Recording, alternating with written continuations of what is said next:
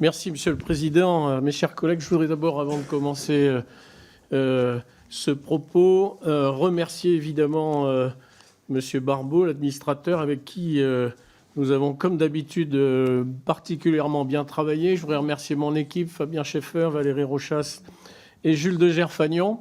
Tout ça, ça forme évidemment un vaillant équipage. En 1411, l'amiral chinois Zheng He est à la tête de 28 000 marins. 1411. Il navigue à bord d'un navire 5 fois plus gros que la caravelle de Christophe Colomb. C'était en 1492. En 1434, la Chine interdit la navigation hauturière, brûle tous ses vaisseaux, se replie sur elle-même. C'est la naissance de ce qu'on a appelé l'Empire du Milieu. Cela va durer 500 ans. C'est dans cette période que la civilisation occidentale s'ouvre vers la mer, construit de puissantes marines militaires et de commerce. Cette période semble se terminer. Comprendre le monde, c'est régulièrement se souvenir de quelques fondamentaux, parmi lesquels cette formule de Walter Raleigh au XVIe siècle, formule particulièrement explicite. Qui tient la mer, tient le commerce du monde. Qui tient le commerce, tient la richesse. Qui tient la richesse du monde, tient le monde lui-même. En 2022, dans la liste des 10 premiers ports du monde, il n'y a désormais plus aucun port européen ou nord-américain. Tous sont situés en Asie-Pacifique. Un seul est occidental. Il est australien. La bascule est impressionnante. Plus de la moitié des brevets déposés dans le monde en est issue. En 2030, il est probable que cette zone représentera 40% de l'activité économique mondiale. Une simple photographie des routes maritimes, canaux et détroits de cette zone nous éclaire immédiatement sur les enjeux stratégiques que nous avons à traiter. Par ailleurs, l'histoire de ceux que nous appellerons les 7 majeurs est jalonnée d'exemples significatifs illustrant leur importance. 5 détroits, 2 canaux. Pour les détroits, le Bosphore, bien sûr, Bab el-Mandeb, on en a parlé tout à l'heure, Gibraltar, Hormuz et Malacca. Et pour les canaux, Panama et Suez. Désormais, d'autres détroits ou routes viennent ou viendront compléter plus ou moins rapidement cette liste. C'est le cas notamment de ceux de Taïwan, du canal du Mozambique ou d'une route maritime qui prend de plus en plus d'importance, passant au sud-est de la Réunion en direction ou en provenance du détroit de Malacca. Aujourd'hui, la mer permet le transport de 90% des marchandises qui s'échangent dans le monde. Espace de liberté en général, elle peut rapidement perdre ce statut par la force, entraînant ainsi dans les zones concernées de possibles conflits entre puissances navales pour assurer la liberté de passage des navires militaires ou de commerce. Les événements qui se déroulent en mer peuvent avoir et ont le plus souvent des conséquences stratégiques majeures, nous rappellent Thibault Lavergne et François-Olivier Cormand dans leur ouvrage « Vaincre en mer au XXIe siècle ». Dans cette bascule mondiale, la France, donc l'Europe avec elle, nation de l'océan Indien, nation du Pacifique, acteur incontournable, y a des responsabilités. Elle y compte 1,5 million d'habitants, 150 000 expatriés, 7 000 filiales d'entreprises et 8 000 soldats. L'Hexagone est à 8 000 km de Mayotte, 9 300 de la Réunion, 15 000 de Tahiti, 16 000 de Wallis et Futuna et 17 000 de Nouméa. Ce simple constat nous fait prendre conscience de la tyrannie des distances qui nous remet en mémoire l'année 1982 et la guerre des Malouines.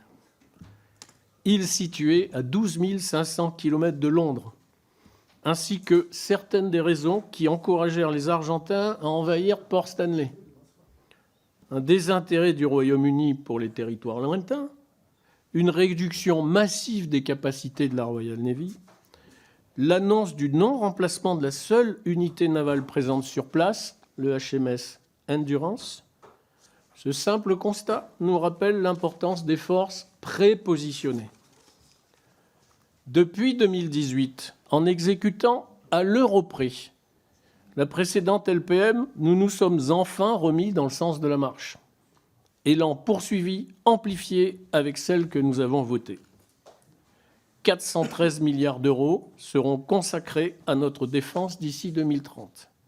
Comme les autres armées, la marine bénéficiera de cet effort budgétaire sans précédent. Première année de son application, 2024 verra ses crédits augmenter de 20% en autorisation d'engagement à 6,588 milliards d'euros et de 9% en crédit de paiement à 6,324 milliards d'euros. Un effort particulier en cohérence avec les priorités de la LPM se fera sur le MCO et les infrastructures qui avaient tant été délaissées et qui avaient tant souffert. La marine est une arme de temps long. Les décisions d'aujourd'hui ont une portée qui va au-delà de la vie des hommes qui les ont prises. Elles engagent les générations futures devant qui nous sommes responsables. Le dernier des SNLE 3G dont la construction va commencer à Cherbourg sillonnera encore les mers en 2090. Sous la mer, toujours, le deuxième sous-marin nucléaire d'attaque, le Suffren, de classe Suffren, le Duguay-Trouin, a été livré en 2023. Et le troisième, le Tourville, le sera en 2024. Une capacité souveraine de maîtrise des fonds marins, dotée de robots téléopérés et de drones, est en cours de développement. Développement qui permettra à notre pays de connaître, surveiller et agir jusqu'à une profondeur de 6000 mètres. Sur mer, la flotte de surface sera-t-elle largement renouvelée avec la poursuite de la livraison des patrouilleurs d'outre-mer, des bâtiments ravitailleurs des forces, la commande des patrouilleurs océaniques, des frégates de défense et d'intervention, des nouveaux bâtiments de guerre des mines, du porte-avions de nouvelle génération qui sera encore opérationnel, lui, en 2078. Enfin, l'aéronavale ne sera pas en reste avec l'entrée en service de nouveaux avions de surveillance maritime, Albatros, mais également, d'ici à 2030, de 8 systèmes de drones aériens de la marine. Ces nouveaux équipements constituent une montée en gamme par rapport à ceux qu'ils remplacent, permettant à la marine de se déployer plus longtemps, plus loin, tout en faisant face à des menaces de plus haute intensité. La nouvelle LPM a par ailleurs ouvert des perspectives pour le successeur des Batral, cher Jean-Louis Thiriot, et d'un deuxième porte-avions de nouvelle génération, cher Jean-Charles, qui donnerait à la France la permanence à la mer d'un groupe aéronaval. À ce propos, je voudrais signaler qu'il y a quelques jours, à la suite de la lâche attaque du Hamas sur des populations civiles israéliennes, le Gerald Ford, porte-avions américain en escale à Marseille, a immédiatement pris la mer, rejoint par l'Eisenhower, deux des plus gros bâtiments de combat du monde, en tout cas pour le Gerald Ford, le plus gros du monde. Dans cette période d'extrême tension, avec un risque d'embrasement dans toute la région du Proche-Orient, le Charles de Gaulle était au bassin pour un arrêt technique de plusieurs mois. Mes chers collègues, il n'existe pas de grande marine sans marin. Cette LPM et sa première année d'exécution répondent aux défis des ressources humaines, notamment par la revalorisation de la grille indiciaire, mais également par le lancement du plan Famille 2. Pour la marine, maintenir l'attractivité de ses personnels est une nécessité absolue. Il faut attirer, former, fidéliser les talents, et ils sont nombreux. Je l'ai vu il y a peu à Mayotte, où pour accomplir leur mission, ils font preuve d'une remarquable capacité d'inventivité, de résistance dans un environnement complexe au service de la nation. Vous l'aurez compris, nombreux sont les puissants signaux à l'attention de nos compétiteurs.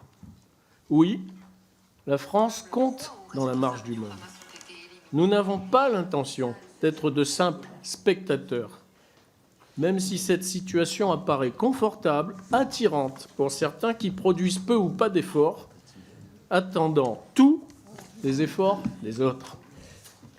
Ce n'est pas le choix de la France. Il faut de la persévérance, de la constance, et selon Maurice Druon, cette disposition de l'âme sans laquelle toutes les autres vertus seraient inopérantes, du courage. Je vous remercie.